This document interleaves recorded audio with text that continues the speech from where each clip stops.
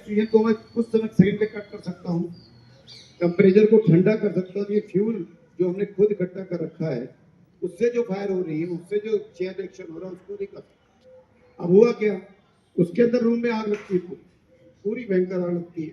आपके फ्लैटों के ऊपर क्या सरिया, अब मैं आपको साइंस पढ़ा रहा हूँ, ऊपर क्या है, सरिया।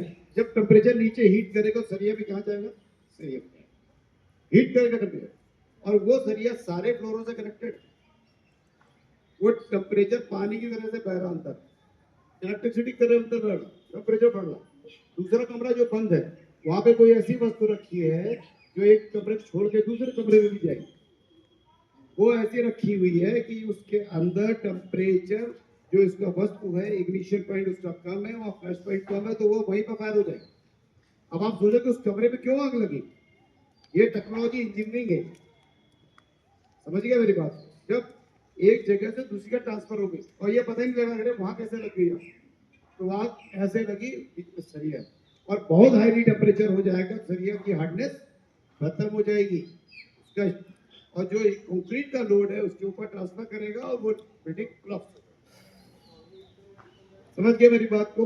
तो घरों को सुंदर बनाइए, लेकिन ऐसे मटेरियल से बनाइए कि वो घर को आग लगे विपरीत कंडीशन में तो इतनी भीषण अग्निकांड ना।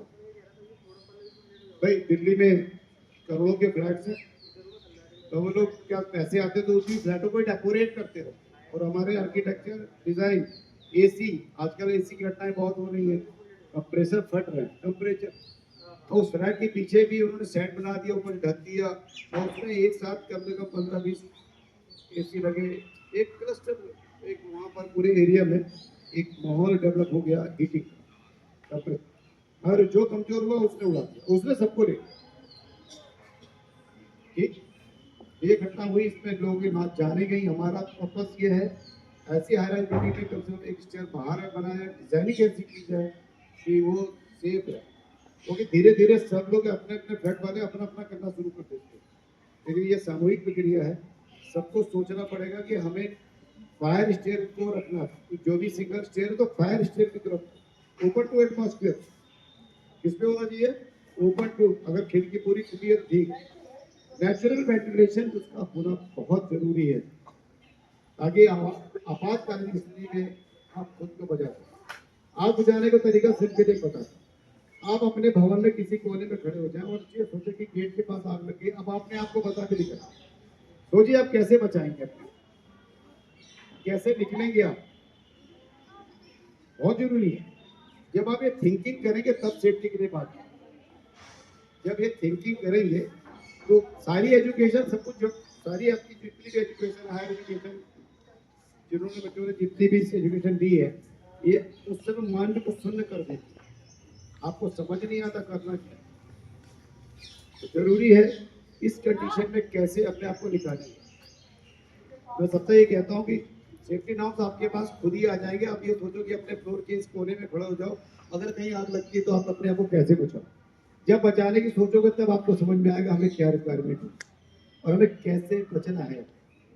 लाइफ बचाना भी मेरी नैतिक जिम्मेदारी है, अपनी जिंदगी को बचाना भी मेरी ही जिम्मेदारी है, ठीक है।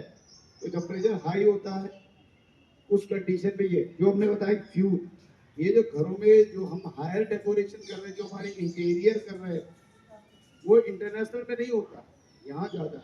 आप दुबई में जाएंगे तो वहां नहीं मिलेगा, किसी होटल में आपको लकड़ी की पड़ी, इंडिया में मिलेगी। ओरिजिनल में तो बहुत ज्यादा हो रहा है, जिसको हम लोग फेस कर रहे हैं। कई बिल्डिंगों में, आगरा में भी देखा आप, ये फ्लैटों में हमारे जवान जाके देखते तो बस वही मिलता है कि सर वहां पे तो उन्होंने पूरा अच्छा। जो गाजियाबाद में घटना हुई ग्रीन गॉड सिटी में, उसके 9th फ्लोर में आग लगी, पता लगा कि 2 साल से उसके अंदर लकड़ी का काम ही हो रहा था।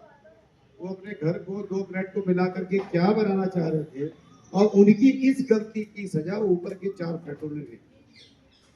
तो मैं समझ, वो जो अंजुम मसीह जी का यूट्यूब पे उनके भी एक्सपीरियंस शेयर करो।